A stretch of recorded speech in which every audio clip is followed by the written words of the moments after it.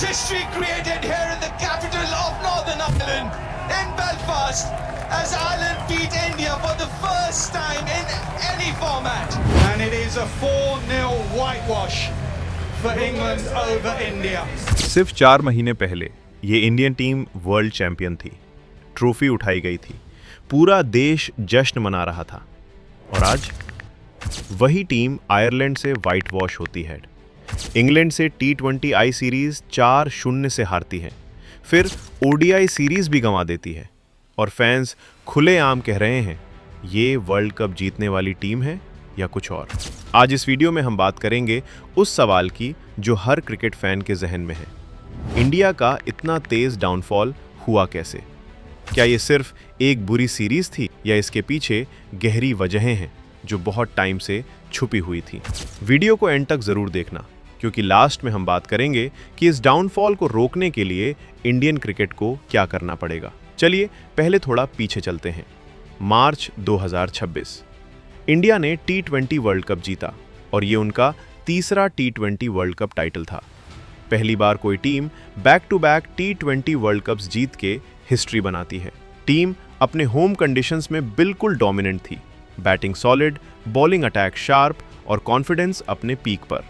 लेकिन इसी जीत के बाद एक बड़ी तब्दीली हुई, कैप्टनसी चेंज। सूर्य कुमार यादव को T20 आई कैप्टनसी से हटा दिया गया और श्रेयस अय्यर को नया कैप्टन बनाया गया। ये डिसीजन काफ़ी लोगों को हजम नहीं हुआ। फैंस और एक्सपर्ट्स दोनों इस फैसले पर डिवाइडेड थे, क्योंकि सूर्य कुमार के अंडर टीम वर्ल्ड चैंपियन बनी थी, फिर चेंज क्यों? लेकिन सेलेक्टर्स का कहना था कि श्रेयस की IPL फॉर्म और लीडरशिप स्किल्स उन्हें जस्टिफाई करती हैं। इस डिसीजन का नतीजा हमें अगले ही टूर में दिखने लगा। वर्ल्ड कप के बाद इंडिया कंटिन्यूअस क्रिकेट खेल रही थी अपने होम कंडीशंस में। ऑस्ट्रेलिया टूर, फिर IPL, वही फेमिलियर सरफेसेस, वही कंफर्ट। लेकिन फिर टीम आयरलैंड गई और वहां जो हुआ उसने सबको शॉक कर दिया। इंडिया, जो अभी वर्ल्ड चैंपियन बनी थी, आयरलैंड के हाथ 2-0 से वाइट वॉश हो गई। अलग कंडीशंस, स्विंगिंग और सीमिंग पिचेस, और एक टीम जो इन हालातों के लिए रेडी ही नहीं थी। ये सिर्फ एक ऑफ डे नहीं था, ये एक वार्निंग साइन था, क्योंकि जब टीम अपने कंफर्ट जोन से बाहर निकली, उनकी टेक्निक और अडेप्टेबिलिटी की कमजोरी खुलकर सामने आ गई। लेकिन उस वक्त भी किसी ने इस बात को सीरियसली नहीं लिया। सबने इसे बस एक बैड टूर कहकर नज़रअंदाज कर दिया। फिर टीम इंग्लैंड गई और वहां जो हुआ वो सिर्फ एम्बैरेसिंग नहीं था, बल्कि पूरी इंडियन क्रिकेट की सोच पर सवाल खड़ा कर गया।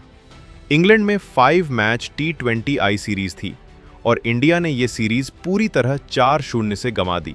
चौथे T20 आई में तो इंडिया सिर्फ 158 रन्स बना सकी और इंग्लैंड ने ये टारगेट सिर्फ 13.5 ओवर्स में 9 विकेट से चेज कर लिया। फिल सॉल्ट और हैरी ब्रूक ने अनबीटन 50s मारकर मैच को एक मजाक बना दिया। सिर्फ श्रेयस अय्यर की 80 रन्स की इनिंग्स थी जो थोड़ी इज्जत बचा सकी, लेकिन वो अकेला काफी नहीं था। अब यहां असली सवाल आता है, इंडिया क्यों हार रही थी? एक्सपर्ट्स का कहना है कि बैटिंग यूनिट ने बार बार गलत शॉट सिलेक्शन किया। ईशान किशन हो, अभिषेक शर्मा हो या यंग प्लेयर्स, सब ने जोफ्रा आर्चर और जोश टांग जैसी डिसिप्लिन्ड स्विंगिंग बॉलिंग के अगेंस्ट नॉन क्रिकेटिंग शॉट्स खेलने की कोशिश की। ये एक फंडामेंटल गलती थी। जब पिच स्विंग और सीम डिमांड करे सॉफ्ट हैंड्स और फुटवर्क की, तब बॉल को फोर्स से मारने की कोशिश करना ही कोलैप्स का सबसे बड़ा कारण बना।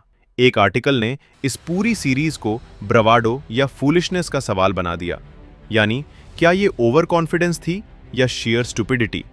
और शायद जवाब दोनों है।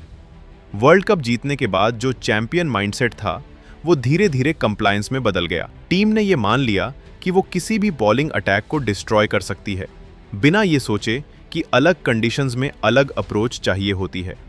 और अगर आपको लगा कि T20 आई सीरीज के बाद चीजें सुधरेंगी, तो ODI सीरीज ने भी वही कहानी दोहराई। 3 मैच ODI सीरीज में इंडिया इंग्लैंड से 2-1 से हार गई। सबसे दिलचस्प मैच था लॉर्ड्स का आखिरी ODI जो सीरीज डिसाइड करता था। इंग्लैंड ने पहले बैटिंग करते हुए 387 रन्स बनाए। इंडिया ने जवाब में जबरदस्त कोशिश की, 360 रन्स तक पहुंची, लेकिन फिर भी 27 रन से हार गई। आयरॉनिकली रोहित शर्मा को मैच का MVP डिक्लेयर किया गया अपनी इंडिविजुअल परफॉर्मेंस के लिए, लेकिन इंडिविजुअल ब्रिलियंस टीम की जीत में तब्दील नहीं हो सकी। ये एक और एग्जाम्पल था उसी पुराने पैटर्न का, अच्छी इंडिविजुअल इनिंग्स लेकिन कलेक्टिव फेलियर। तो अब तस्वीर और भी साफ हो जाती है, ये सिर्फ T20I का मसला नहीं था। एक ही टूर में इंडिया दोनों लिमिटेड ओवर्स फॉर्मेट्स में सीरीज हार गई, और जब आप ये दोनों रिजल्ट्स एक साथ देखते हैं तो ये सिर्फ बैड डे नहीं लगता, ये एक पैटर्न लगता है। अब तक हमने बात की T20I या ODI फॉर्मेट की, लेकिन अगर हम थोड़ा जूम आउट करें तो ये प्रॉब्लम सिर्फ T20 या ODI तक महदूद नहीं है। इंडिया का टेस्ट क्रिकेट भी पिछले कुछ सालों से स्ट्रगल कर रहा है। याद करिए, इंडिया अपने ही घर में न्यूजीलैंड से 0-3 से टेस्ट सीरीज हारी, फिर बॉर्डर गावस्कर ट्रॉफी ऑस्ट्रेलिया में 1-3 से गंवाई।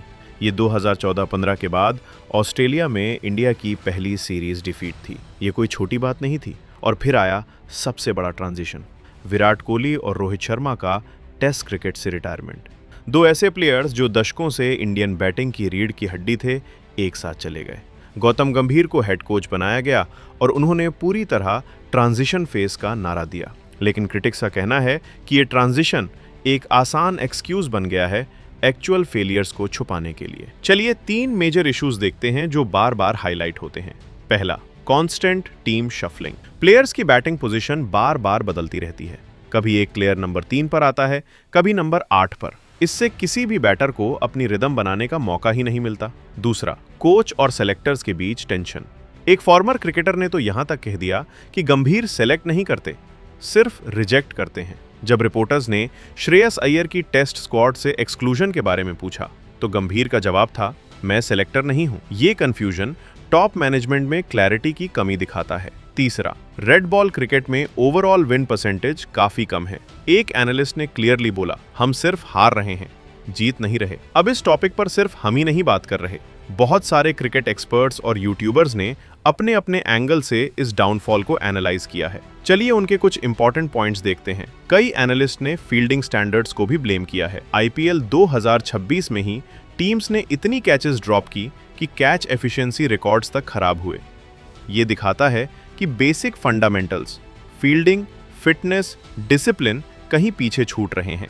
दूसरा कॉमन पॉइंट है overloaded schedule. IPL, bilateral series, world cups, सब कुछ back to back. Players injuries का शिकार हो रहे हैं और सिलेक्शन पूल छोटा होता जा रहा है। कुछ एक्सपर्ट्स का मानना है कि ये quantity over quality approach long term में टीम को नुकसान पहुंचा रही है। तीसरा पॉइंट, लीडरशिप इंस्टेबिलिटी। पिछले कुछ सालों में इंडिया ने मल्टीपल कैप्टेंसी चेंजेस देखे हैं, अलग फॉर्मेट्स में अलग कैप्टन्स और बार बार स्विच। इससे टीम के अंदर एक कंसिस्टेंट कल्चर और फिलॉसफी बनाना मुश्किल हो जाता है। और एक पुराना लेकिन अभी भी relevant point, over dependence on a few star players. जब टीम के फॉर्च्यून सिर्फ 2 या 3 प्लेयर्स पर डिपेंड करते हैं तो एक बुरा दिन पूरी टीम को कोलैप्स कर सकता है। ये पैटर्न हिस्ट्री में बार बार देखा गया है और आज भी उतना ही सच है। तो जब आप इन सब पॉइंट्स को जोड़ते हैं, एक पैटर्न नजर आता है। ये सिर्फ एक बैड सीरीज या एक बैड टूर नहीं है, ये एक सिस्टेमिक इशू है जो सालों से बन रहा था और वर्ल्ड कप की जीत ने